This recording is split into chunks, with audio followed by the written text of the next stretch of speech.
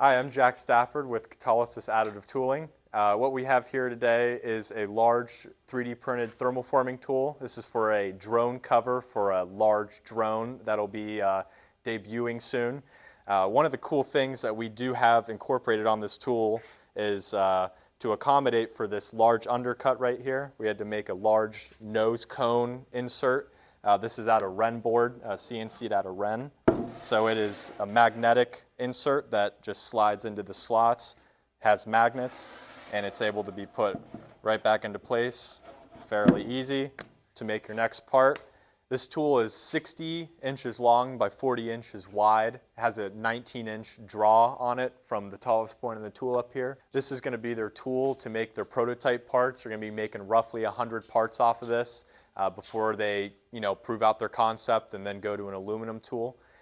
If you have any questions, comments, or we could help you with any kind of project like this, give us a call or shoot us an email. We'd love to help out.